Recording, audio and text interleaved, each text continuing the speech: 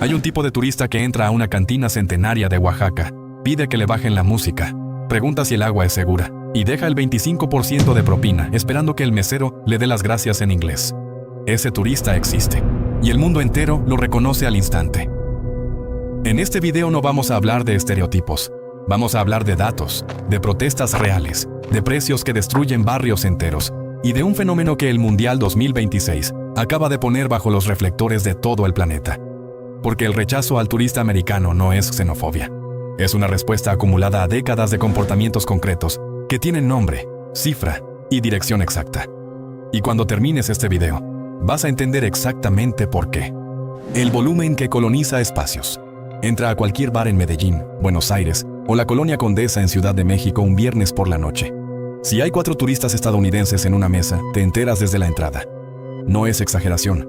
Es un patrón documentado en foros de viaje, en comunidades de expatriados y en las quejas silenciosas de dueños de restaurantes que no se atreven a decirlo en voz alta porque necesitan el ingreso en dólares. ¿Por qué ocurre esto? La respuesta tiene raíces culturales concretas. En Estados Unidos, el espacio público tiene una lógica distinta. Los bares son ruidosos por diseño, las conversaciones se dan a volumen alto, y el concepto de registro del entorno no forma parte de la educación informal que sí existe en culturas europeas o asiáticas, donde el silencio en espacios compartidos es una forma de respeto hacia los demás. El resultado es predecible. El turista americano no llega a un espacio ajeno. Llega a su propio espacio y lo transforma en su living. Los asiáticos ajustan su volumen al entrar a un lugar nuevo. Los europeos observan primero. El turista americano promedio asume que el ambiente debe adaptarse a él, no al revés. Eso no es maldad. Es el resultado de crecer en una cultura que nunca tuvo que aprender a verse desde afuera. Y lo que viene en la próxima sección es exactamente la consecuencia económica de esa misma mentalidad. La propina que destruye mercados. Existe un término que los locales de Cancún, Tulum, Oaxaca y Ciudad de México conocen perfectamente, aunque nunca lo digan en inglés. Se llama gringo pricing. Un turista de Estados Unidos llega a México con un sistema de propinas fijo en su cabeza. El 20% o el 25% sobre cualquier consumo. Eso es lo que paga en Dallas o en Miami, donde los meseros tienen salarios base bajísimos y dependen de las propinas para sobrevivir. El problema es que traslada ese sistema a economías donde el salario mínimo mensual ronda los 8,300 pesos mexicanos, menos de $400. ¿Qué pasa cuando un mesero recibe $15 de propina de un turista americano por una cuenta de $60? Pasa que ese mesero empieza a ignorar al cliente local que paga en pesos y deja $2 o $3 de propina, no porque sea mezquino, sino porque es lo que corresponde proporcionalmente a su economía. El resentimiento no nace del dinero. Nace de la jerarquía invisible que el dinero crea dentro del mismo restaurante. El turista que paga en dólares se convierte en ciudadano de primera categoría y el local que paga en pesos pasa a ser un estorbo. Ese resentimiento es silencioso, acumulado y muy difícil de ver desde afuera. Pero lo que ocurre cuando ese mismo turista deja de ser visitante y decide quedarse a vivir, es donde el daño deja de ser silencioso. La invasión que nadie llamó así. El 4 de julio de 2025, el mismo día que Estados Unidos celebraba su independencia. Miles de personas marcharon por las colonias Roma y Condesa de Ciudad de México. En las paredes aparecieron frases que dieron la vuelta al mundo. Fuera colonizador, muerte a Airbnb, aquí hablamos español. Y una que nadie esperaba leer en una ciudad latinoamericana en 2025, Kill Gringos. No es la reacción de personas irracionales, es la respuesta a datos concretos. Los alquileres en colonias como Roma Norte, Condesa e Hipódromo subieron más del 100% en 3 años. Un departamento que en 2015 costaba $550 mensuales, hoy cuesta $1,650. Más de 20,000 familias son desplazadas cada año de Ciudad de México por no poder pagar las rentas de sus propios barrios. ¿Quién ocupa esos departamentos? Nómadas digitales estadounidenses con ingresos mensuales de entre $3,000 y $5,000, que consideran que vivir en Ciudad de México es barato, porque sus puntos de referencia son Nueva York o Los Ángeles. Para ellos, pagar $1,650 de alquiler es una ganga. Para la familia mexicana que vivió ahí toda su vida con un salario mínimo de $384 al mes, es una cifra imposible. Los Airbnbs en las colonias más afectadas aumentaron un 74% entre 2019 y 2023. Edificios enteros se vaciaron de vecinos de toda la vida y se llenaron de turistas temporales que llegan a experimentar la cultura local desde un departamento renovado a precio internacional. Eso tiene un nombre muy preciso que los manifestantes conocen bien: colonización por poder adquisitivo. Y mientras Ciudad de México ardía en protestas, en los foros del Mundial 2026 aparecía otra versión del mismo choque: el idioma que nadie aprende. Hay una estadística que define mejor que cualquier otra el aislamiento cultural del turista americano promedio. Según datos del Departamento de Estado de Estados Unidos, menos del 20% de los ciudadanos estadounidenses tiene pasaporte activo. Y entre quienes sí viajan al extranjero, el porcentaje que habla con fluidez algún idioma distinto al inglés ronda el 10%. ¿Qué significa eso en la práctica? Que millones de turistas de Estados Unidos llegan a México, a Colombia, a Argentina o a cualquier sede del Mundial 2026, asumiendo por defecto que el taxista, el vendedor del mercado y el recepcionista del hotel hablan inglés. Y cuando no ocurre así, la reacción más común no es vergüenza propia. Es frustración dirigida hacia afuera. Los hinchas americanos en Ciudad de México y Monterrey durante el Mundial documentaron en foros esta experiencia con una honestidad que resulta reveladora.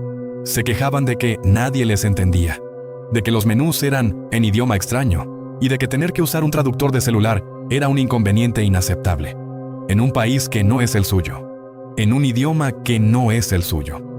La paradoja es brutalmente clara.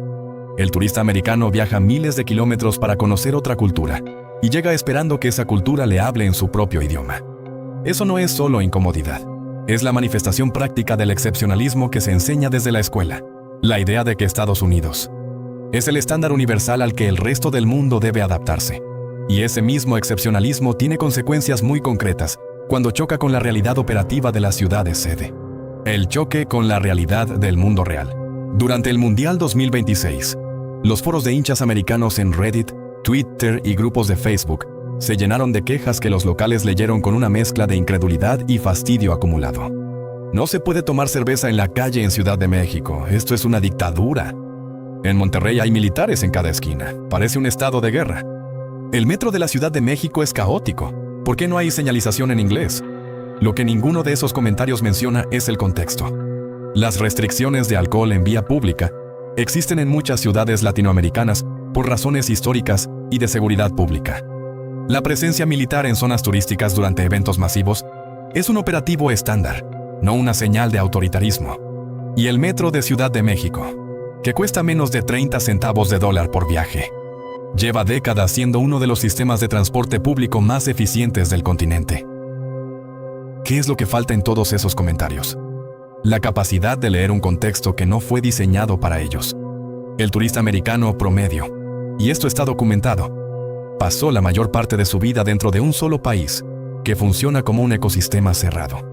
Muchos no salieron de su estado natal hasta los 30 años. El mundo exterior no es una realidad cotidiana, es un destino ocasional que debe comportarse como lo que conocen. Cuando no ocurre así, el diagnóstico es siempre el mismo. El problema es el lugar, nunca el visitante. Pero el canadiense tiene fama de ser exactamente lo contrario. Y esa fama merece un análisis más cuidadoso. Si este video te está diciendo algo que otros canales no se atreven a decir, suscríbete a Mapa Oculto. Publicamos un análisis nuevo cada semana. El canadiense y su doble cara. Existe un mito bien construido que los canadienses se encargaron de cultivar durante décadas. El canadiense viaja con la bandera cosida a la mochila para que nadie lo confunda con un americano. Pide perdón por todo. Habla en voz baja. Respeta los turnos y las culturas ajenas. Esa reputación tiene una base real, pero tiene un asterisco que los locales del Caribe, de México y de los All Inclusive de Cancún conocen perfectamente. Sobrios, los canadienses son genuinamente más reservados y educados que sus vecinos del sur. El problema aparece cuando llega el alcohol. En los resorts de Playa del Carmen, en los clubes de Cancún y en los estadios del Mundial 2026, el patrón que describen los trabajadores locales es consistente. El canadiense que llega educado a las 6 de la tarde es exactamente el mismo que a medianoche grita, tira vasos y exige que el DJ cambie la música. La diferencia con el americano no es de fondo, es de temperatura de arranque. Además, la fama de buen turista canadiense está siendo cuestionada por datos recientes. Durante el Mundial, los foros registraron quejas de hinchas canadienses sobre los precios en México, sobre la comida callejera y sobre las condiciones de seguridad. Exactamente las mismas quejas que hacen los americanos, pero en un tono ligeramente más cortés. La bandera en la mochila no cambia la mentalidad debajo de ella. Y esa mentalidad tiene una expresión todavía más perturbadora, que ocurre cuando el turista del norte encuentra pobreza en el sur. La fotografía que nadie debería tomar. Tiene un nombre en inglés, que los activistas latinoamericanos repiten con hartazgo: White Savior Complex. El síndrome del Salvador Blanco. Es el turista americano, canadiense o europeo, que viaja a una favela de Río, a una colonia popular de Medellín o a una comunidad indígena de Oaxaca. Se saca fotos con niños descalzos y las sube a Instagram con textos como: estas sonrisas no necesitan dinero para ser felices, o la verdadera riqueza está aquí. Los locales tienen otro nombre para eso: pornografía de la pobreza. No porque la intención sea necesariamente maliciosa, sino porque el efecto es siempre el mismo. Reduce a personas reales a decorado fotográfico, las congela en su condición más vulnerable para consumo de una audiencia lejana, y refuerza la narrativa de que las comunidades pobres del sur global existen para la contemplación compasiva del visitante del norte. ¿Cuánto tiempo lleva el fotógrafo en esa comunidad? Generalmente, unas horas. ¿Aprende el idioma? No. ¿Vuelve? Casi nunca. Pregunta si puede tomar la foto. Raramente. Lo que sí hace es acumular me gusta con una imagen que convierte la dignidad ajena en contenido propio. Esto no es un fenómeno marginal. Es una práctica tan extendida que organizaciones de desarrollo internacional como UNICEF y Save the Children tienen guías específicas para contrarrestarla. Guías que los turistas no leen porque nadie les dijo que existían. Pero hay una versión todavía más explícita de esta actitud que ocurre no en las calles, sino en los hoteles, y que tiene una frase concreta que resume todo lo que está mal: I pay your salary. En un hotel de Cancún, un huésped americano esperó 11 minutos para el check-in.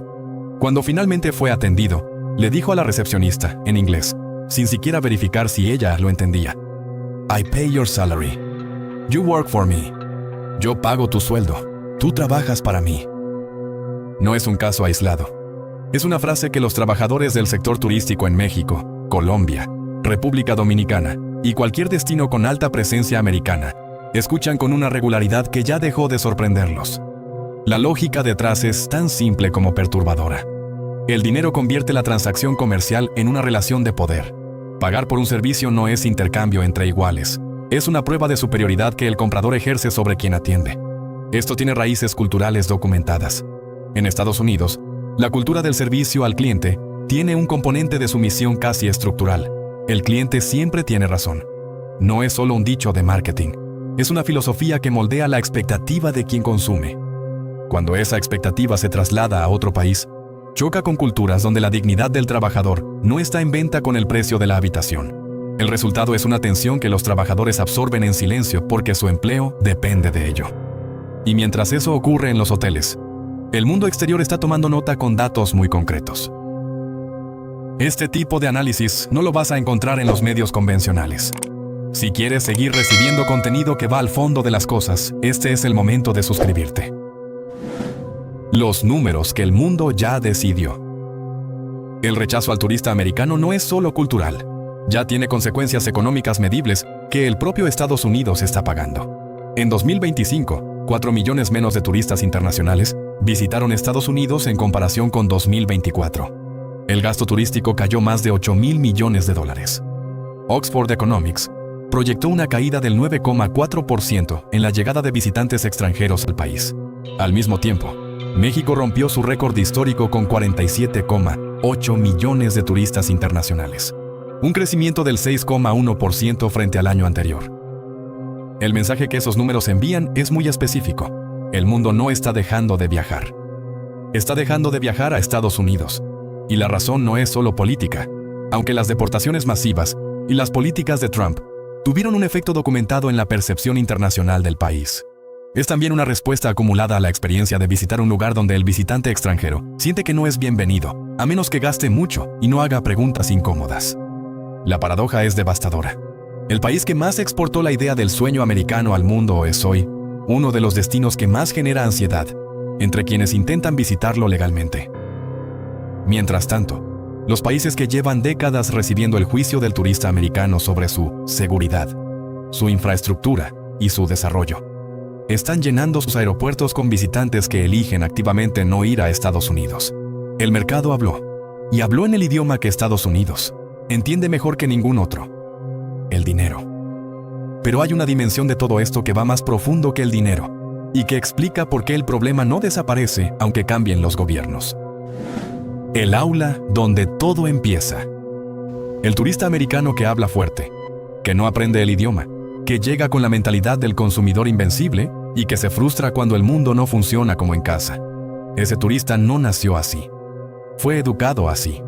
Desde la escuela primaria, el sistema educativo de Estados Unidos enseña una narrativa específica. Su país es el estándar universal de la libertad, la democracia y el progreso. El excepcionalismo americano no es solo un concepto político. Es una pedagogía cotidiana que moldea la forma en que millones de personas perciben su lugar en el mundo. El resultado práctico es un analfabetismo global que no tiene nada que ver con la inteligencia individual. Muchos turistas americanos son personas inteligentes, bien intencionadas y genuinamente curiosas. El problema no es la persona, es el marco mental con el que fue construida. Ese marco convierte cada destino extranjero en un parque temático diseñado para el entretenimiento del visitante. Las ruinas mayas no son un legado civilizatorio de 3000 años. Son un spot para fotos. La cantina oaxaqueña no es un espacio cultural con décadas de historia barrial. Es un lugar auténtico para la experiencia del viajero. Y cuando ese espacio no cumple las expectativas del parque temático, cuando el agua del grifo es diferente, cuando el militar en la esquina incomoda, cuando el mesero no habla inglés, la respuesta instintiva no es adaptarse. Es catalogar el lugar como tercer mundo y seguir adelante. El rechazo que genera el turista americano en el mundo no es odio, es cansancio. El cansancio de décadas de ser el destino de alguien que nunca tuvo que aprender a verse desde afuera. El problema no es el pasaporte americano. El problema es llegar a un templo antiguo o a una cantina de toda la vida con la misma mentalidad con la que se entra a un Walmart. El volumen que no se ajusta, la propina que distorsiona mercados, el barrio que se transforma en zona exclusiva, el idioma que nunca se aprende, la foto del niño descalzo que se sube con un texto inspiracional, la frase "yo pago tu sueldo", el militar en la esquina que parece una dictadura, y el aula donde todo eso comenzó. Esos no son estereotipos, son patrones documentados, protestas reales y cifras concretas que el mundo ya está procesando con los pies, alejándose de Estados Unidos y eligiendo otros destinos. Si este análisis te cambió algo de lo que pensabas, el algoritmo necesita una señal tuya para mostrárselo a más personas. Un like tarda menos de un segundo. Y si este análisis te ha gustado, no te querrás perder el video que aparece en este momento en pantalla, donde hablamos de la diferencia abismal que existe entre las construcciones de alojamientos para los turistas que visitaron las sedes del Mundial de Fútbol 2026. Nos vemos ahí.